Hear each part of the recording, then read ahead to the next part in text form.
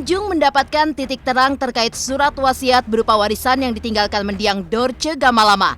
Pihak keluarga kandung Dorce yang diwakilkan oleh keponakannya akhirnya resmi melayangkan DUMAS atau pengaduan masyarakat kepada kuasa hukum dari anak-anak angkat mendiang Dorce ke Polres Metro Bekasi Kota kemarin. Lantas benarkah pelaporan ini didasarkan pada molornya pembacaan surat wasiat tersebut? Dan benarkah pula selain surat wasiat, keluarga kandung juga melaporkan sertifikat tanah yang diduga kini berada di tangan AM? Melanjutkan aduannya yang dilaporkan ke Polres Metro Bekasi Kota kemarin, pihak keluarga kandung mendiang Dorce Gamalama juga mengaku akan mengambil tindakan tegas jika surat wasiat tersebut tak juga dibacakan. Lebih lanjut, pihak keluarga kandung juga menilai keluarga angkat tidak transparan perihal uang donasi yang terkumpul semenjak artis serba bisa itu tersebut berpulang. Lantas benarkah keluarga kandung berencana akan mengaudit uang donasi tersebut? Dan benarkah pula upaya keluarga kandung untuk menanyakan perihal surat wasiat sempat mendapatkan respon tak baik dari keluarga angkat? Di sisi lain, sepeninggalan Dorce, pihak keluarga kandung mengaku sudah tak bisa lagi mengakses rumah peninggalan mendiang. Sebuah rumah gadang di bilangan Jati Bening, Bekasi, Jawa Barat, konon sudah dikuasai oleh pihak anak angkat. Lantas bagaimana pihak keluarga kandung menilai hal tersebut? Dan benarkah selain peninggalan rumah, Dorce juga masih memiliki peninggalan lain? Pemirsa, bersama Intens Investigasi, kami hadirkan kabar terkini, terpercaya, dan teraktual. Tetapi sebelumnya, jangan lupa untuk like, subscribe, dan juga share channel YouTube ini.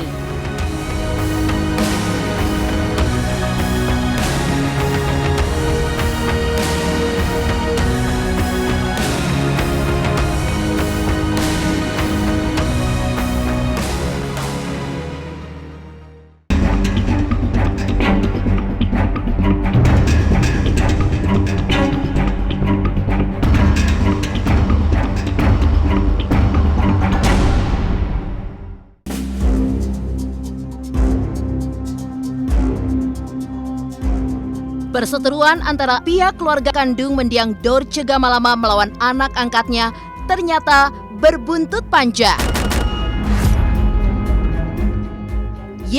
Setelah tak kunjung mendapatkan titik terang, pihak keluarga kandung yang diwakilkan oleh keponakannya akhirnya resmi melayangkan laporan secara tertulis atau DUMAS atau pengaduan masyarakat kepada kuasa hukum dari anak-anak angkat mendiang Dorce Gamalama ke Polres Metro Bekasi Kota kemarin.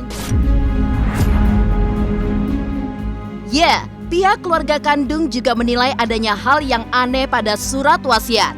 Kedatangan pihak keluarga kandung pun seakan menantang pengacara berinisial AM itu untuk menunjukkan benar atau tidak surat wasiat yang konon dituliskan mendiang Dorce Gamalama.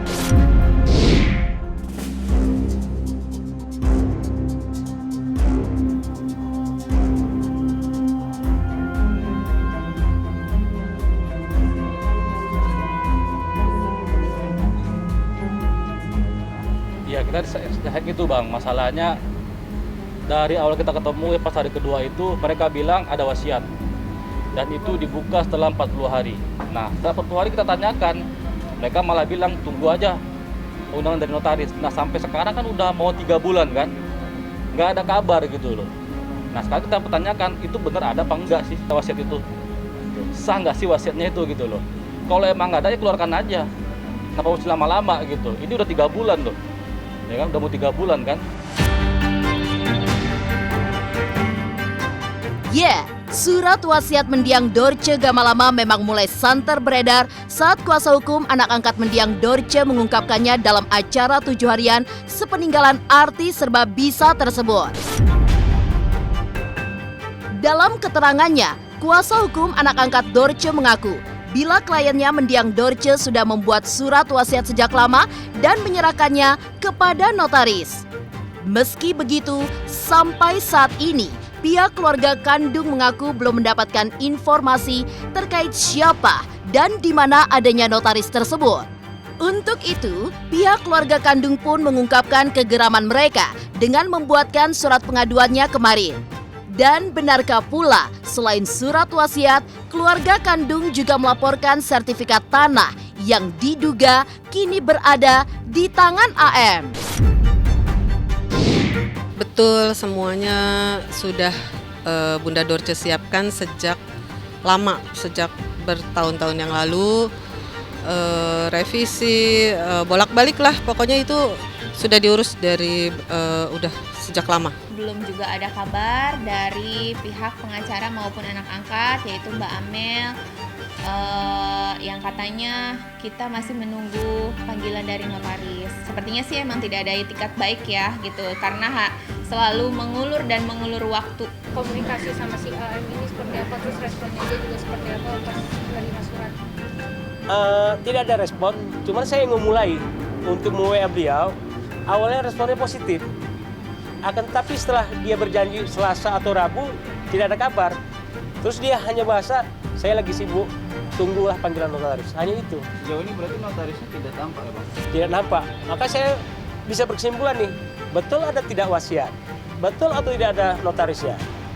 Jadi kan ini sebenarnya kan bisa juga diindikasikan penipuan publik ini. Jadi kami selaku kuasa daripada saudara kandung kan merasa dilecehkan.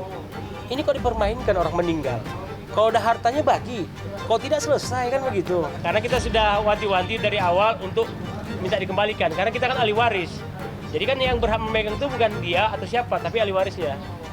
Dengan pidana penggelapan ya Mas? Iya.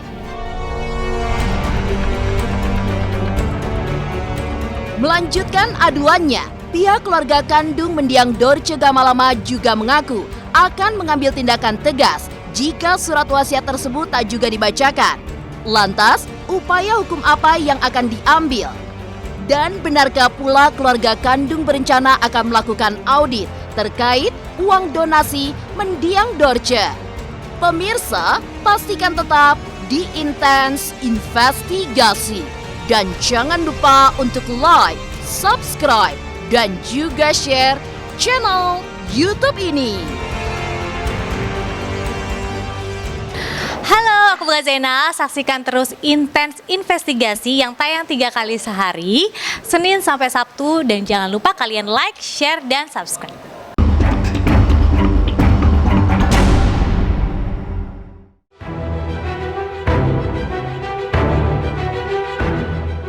Hubungan antara keluarga kandung mendiang Dorce Gamalama dengan anak angkatnya memang sepertinya sudah menemukan jalan buntu.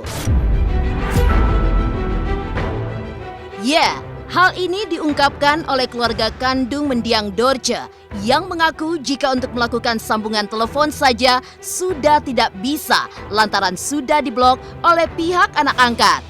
Dan benarkah pula akan ada upaya hukum lanjutan jika kuasa hukum keluarga angkat tak juga membacakan wasiat terkait warisan tersebut? Kalau untuk anak-anak, kita udah nggak bisa bertanya karena udah diblok ya kan. Kalau untuk Mbak Amelnya, kemungkinan dari pihak pengacara kita aja lah gitu, sesama pengacara aja yang ngurusin, nanya kayak gitu. Karena kita juga udah apa ya, udah lelah gitu, selalu digantung dan nggak dikasih kepastian kayak gini gitu. Ini kan sama aja dia juga mengulur-ulur waktu dan membiarkan mama dengan ketidakpastian gitu, karena kan ini juga pasti ditunggu juga sama mama gitu. Terkait anak angkat sendiri apa ada komunikasi dengan abang? Baik, terhadap anak angkatnya minggu lalu saya ada jumpa, itu bertepatan di Duk Capil. Akan tetapi yang terjadi tidak seperti yang kita gambarkan, tetap renggang. Tetap ada hubungan emosional yang tidak merata. Artinya apa? Dia menyampingkan siapa dia, siapa kita. Padahal sudah kita rangkul untuk duduk bareng, tapi sampai sekarang nggak ada. Kalau untuk baca wasiat itu wewenangnya notaris. Saya nggak bisa pastikan kapannya, nanti saya tunggu undangan dari notaris saja. Mereka nggak ada komunikasi juga dengan saya. Saya juga nggak tahu kalau mereka nggak bisa komunikasi dengan anak-anak ya. Mungkin mungkin ya itulah ya, Karena anak-anak merasa juga kok mereka dicaci maki, dihujat-hujat gitu ya. Kenapa gitu ya? Kan harusnya bisa bicara baik-baik dong. Kan dia ada pengacara juga. Kalau ada pengacara kan harusnya pengacara juga bisa mengarahkan ya, supaya nggak terjadi keributan. Tapi kalau kayak begini caranya ya pasti gerah lah ya. Saya nggak tahu itu. Saya nggak tahu karena dari mereka juga nggak ada komunikasi dengan saya. Memang kalau pengacaranya ada komunikasi dengan saya sudah sampaikan kalau dia juga mendesak untuk dibuka wasiat. Loh, saya nggak bisa bicara apa-apa karena memang itu bukan wewenang saya ya, itu notaris lah ya. Sudah meminta Bu Melo buat dibacakan juga? Oh iya sudah, sudah. Kepastiannya gimana jadi? Ya saya kan, bukan saya yang mau bacain, itu kan dari notaris ya. Tapi jadi terkesan berbelit-belit nggak sih karena ngomong-ngomong waktu? Ya itu persepsi ya. Sekarang sih ya kalau misalnya mereka merasa berhak ya sabar aja. Nggak perlu bikin statement yang enggak ya, sabar aja lah. Kalau memang hak itu pasti ada kok ya. Kalau kayak begini kan kita jadi curiga, ini kok ada apa sih, kok menggebu-gebu sekali, kenapa?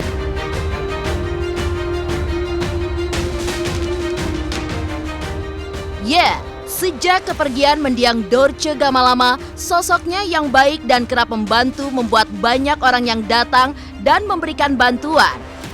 Dan dalam kunjungannya kemarin, selain untuk melakukan pengaduan, rupanya pihak keluarga kandung juga mempertanyakan terkait uang donasi.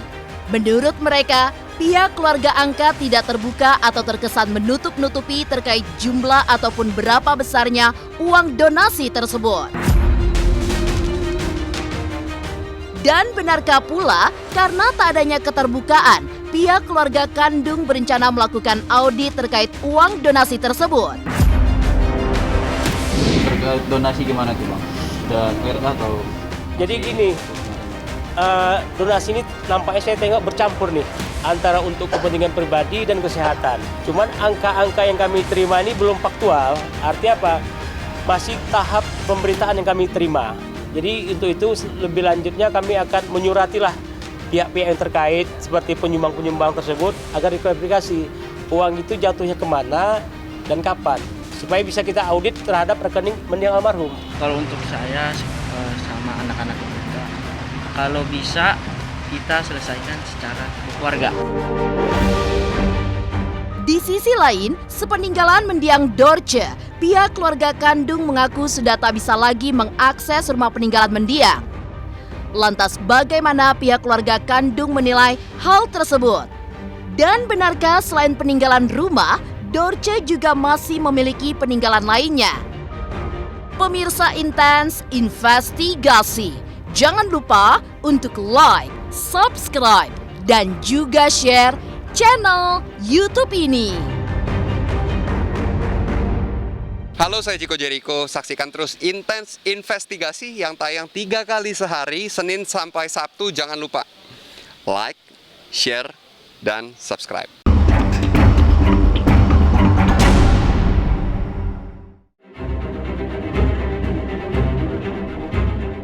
Sejak meninggalnya mendiang artis serba bisa Dorce Gamalama, pihak keluarga kandung mengaku telah kehilangan tajinya di hadapan anak angkat. Dalam kunjungannya kemarin, Irfandi, keponakan kandung Dorce, mengungkapkan sudah tak bisa lagi mengakses rumah gadang yang konon sudah dikunci oleh pihak anak angkat. Sebuah rumah mewah yang dibangun dengan memadukan nuansa Minang dan juga Islam tersebut memang sempat ditempati Dorce semasa hidupnya. Kini rumah tersebut dikabarkan sudah tak lagi digunakan. Lantas bagaimana pihak keluarga kandung menilai hal tersebut? ATM, handphone, semua pegang sama anak angkatnya. Kakek sekarang sudah dipegang sama AM ya, kita nggak tahu juga itu. Karena saya kemarin minta fotoin akte kematian aja, mereka bilang ada di pengacaranya gitu. Sebenarnya kan akte itu satu aja cukup, kan bisa difotokopi, bosan lain gitu, nggak perlu bikin lagi. Cuman mereka nggak mau berbagi, Ya mau kita minta lagi ke Dukcapil. Nah, gitu. Nah akhirnya Dukcapil mengasih juga. Karena emang kita bener keluarga kandung dari almarhum, bukan keluarga yang datang tiba-tiba gitu. Beberapa barang sudah hilang, apakah itu benar Bang? Nah itu saya nggak tahu juga tuh Bang, ya kan masalah itu nggak tahu juga ya kan, karena saya udah nggak pernah masuk lagi. Terakhir ke sana ke rumah Gadang itu kan dikunci semua kan sama anak-anaknya, nggak ada, anak-anaknya nggak ada di rumah itu. Ya udah kita nggak bisa masuk.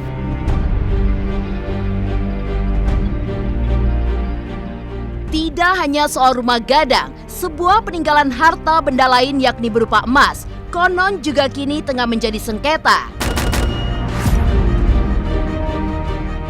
Lantas benarkah sempat terjadi keributan terkait emas tersebut? Dan benarkah jika emas dengan jumlah fantasi tersebut telah dijual?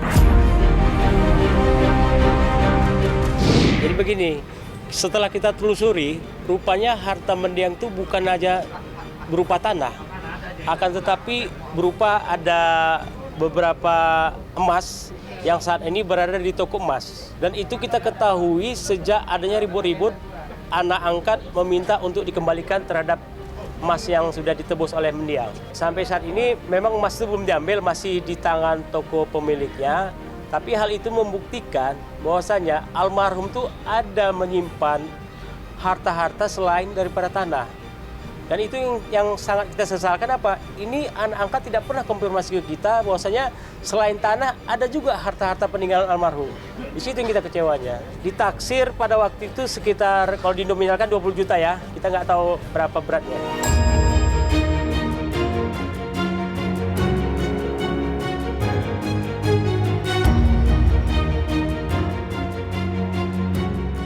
Demikian pemirsa, kabar terkini, terpercaya, dan teraktual yang kami hadirkan hari ini. Saksikan terus Intens Investigasi setiap hari Senin sampai dengan Sabtu. Tayang 3 kali sehari, yaitu pada pukul 11 siang, 3 sore, dan 7 malam hanya di YouTube channel.